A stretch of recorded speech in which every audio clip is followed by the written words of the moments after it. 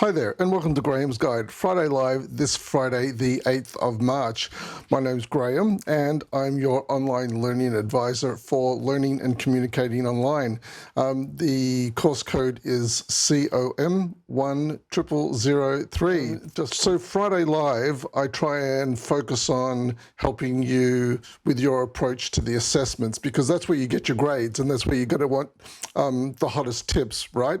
So that's where my focus is going to be in these Friday Live sessions. And if you have any questions that come up during the week, ask them in the discussion boards, and I'm happy to answer them here in Friday Live too. I have 3 groups, so sometimes someone in one group asks a really great question. I want to share it with all of my 3 groups, so I'll share the answer here in Friday Live. And this is the most common screen that you'll be looking at. And if you're watching this on an iPhone, or some sort of smartphone or on a small screen, it's best that you change over to a desktop to computer where you've got a decent sized monitor.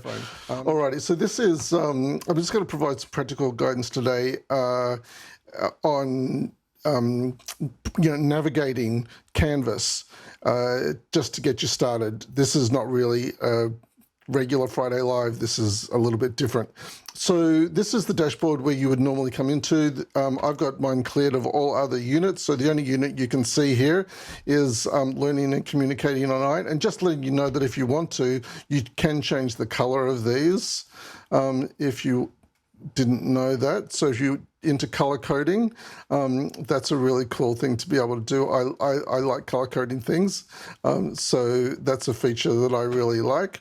And if we go into the units, this is what it looks like. Well, this is the online learning advisor view. This is my view. The student view is going to be a little bit different. And so the important thing to note here on this main homepage is your access to the modules, because this coming Monday or this weekend, you'll be wanting to look at the first week's module, which is module 1.1. And here on the first page of every week, you will find the essential reading. So this is the essential reading for this week, and I'll just quickly show you how you might access that. You need to, but to get full access, click here on Get Access. If you have any trouble with this, by the way, and then put in your institution. So it already knows that I'm Swinburne Online, so I'm just going to, Swinburne University, I'm just going to click here. Anyway, here we are. This is the full article. Now, if you're new to academic reading, I suggest you read the abstract to get an idea of what the article is about, and then go straight down to the conclusion, wherever it is. Here it is, the conclusion, and read the conclusion so you get an idea, and a bit more of an idea of what the article is about. And then if you find something interesting in the conclusion or in the introduction, then go back and look for that thing that you found of interest. And it's going to be talking about 21st century skills. So yes, you can read the whole article from start to finish. Some of you may find that a bit of a challenge. My first academic article, I couldn't get past the first paragraph. That was many years ago. I had to go and ask a friend of mine to help me understand what that first paragraph was saying. It was all highfalutin language. Well, that's what I thought at the time. I'm more familiar with the academic language now, so it's a bit easier.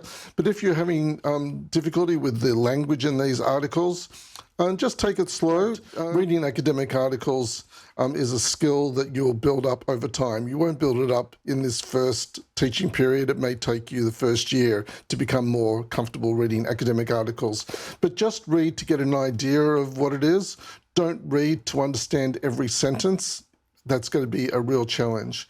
But anyway, this article is about 21st century skills. So I recommend going down here and just going straight to this table of skills and just have a look at these skills that it's talking about. The first one here is collaboration, then problem solving, communication skills, critical thinking. Get an idea of what this article is focused on in relation to these skills. Social intelligence, I see down here at the bottom. Really useful skill. And these skills, you'll pick two of these skills, possibly, to develop as your unit and course goal. So in assignment 3, the final essay, the reflection, we want you to talk about your progress towards your unit goal and your course goal. And you'll be choosing your unit goal and course goal this week or next week. You can change it during the teaching period, that's okay. But we want you to choose a skill-based goal. We don't want you to choose a goal like passing all the subjects or successful completion of the degree. Those goals are far too broad. We need you to choose a specific goal like improving your skill in collaboration or in virtual collaboration. Another good goal might be to improve your cultural sensitivity, also known as cross-cultural competency. You might like to improve your cultural sensitivity over the period of this course, whereas perhaps collaboration, that might be a skills-based goal you'd like to improve while you're doing this particular unit over this next 12 weeks. So that's the difference between your unit and course goal. Your unit goal is something that you're going to work on developing over the course of this 12 weeks, and your course goal, if it's cultural sensitivity, you'll work on improving that over the period of this course, which might be 3 years.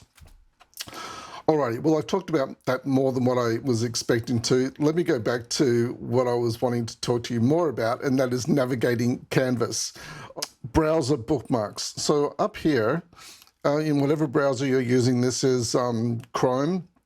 I recommend opening a new folder bookmark.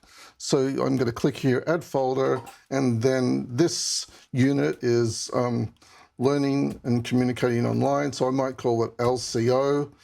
You might even call it the unit number if you want to. So now you can see that I've got this unit as a bookmark folder, and I'm going to go to the home page of this unit and just click up here and drag this into the bookmark folder, and now I've got a really quick way of getting here. What I would suggest is definitely bookmarking the discussion board. And the last thing I want to show you is the assessments. Let me go back to the home page and then to the assignments. You don't need to bookmark this, but if you want to, probably a good idea. These are where all the assignments are. Again, this might look different in the student view. That's okay. If you have any questions and you're not sure about this navigation, if you want one-to-one help, contact a student advisor and they will be able to work it through with you on a one-to-one basis. So let me go back to Group 7, and in the Group 7 discussion, you can, if you want to, upload a video. So you might record that video on your phone or through your computer. You need to upload that file. How do you do that? Over here, go to this studio icon, click on Studio. Here are a whole bunch of videos that I previously uploaded. If you can click on this record button and record your video if you've got a camera set up on your computer, or if you click on Add, it will ask you to find that file on your computer, and then you can upload it to here to your studio library. So you have to upload your video before you can add it into the discussion board. So you upload it here, then let me go back to Group 7, and I'm just using Group 7 as an example. Then go in here. So when you're posting in the discussion board, if you want to create a new post, and you want to create a new post for this video, click here where it says write a reply. If you like my video and you want to tell me, then go to my video, go to my post and click here, reply, and that will reply to my post. But it's probably not a good idea to click on reply and post your video here, because then your video is on my post.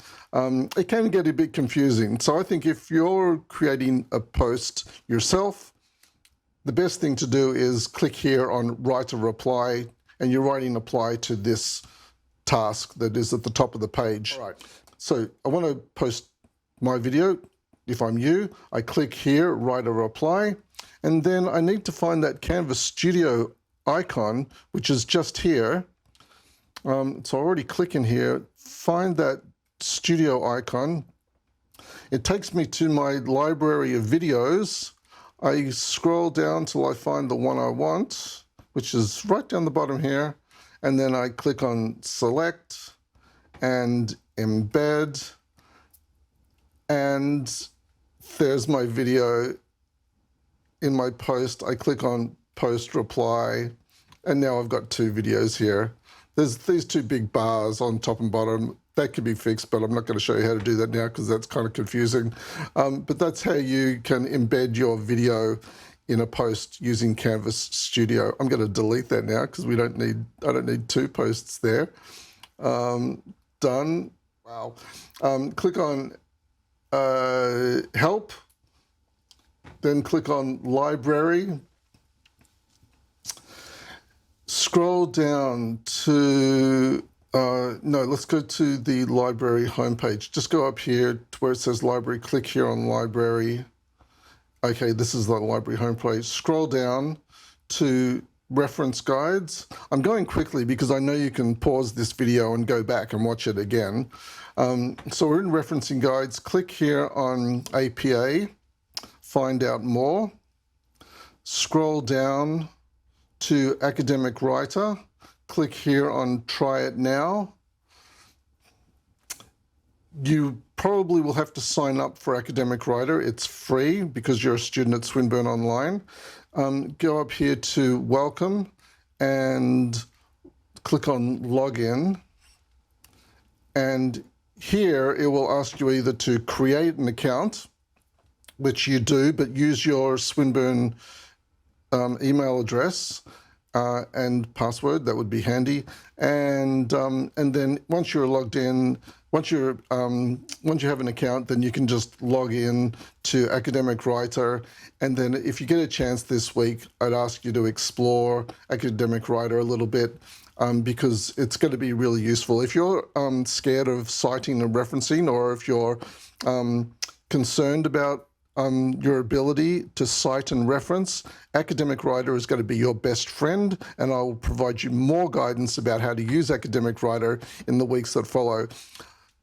No need to look at this now if it's all too much. I have showed you a lot in this 20 minutes, and you won't need it all right now, but just take from this video what you will find useful.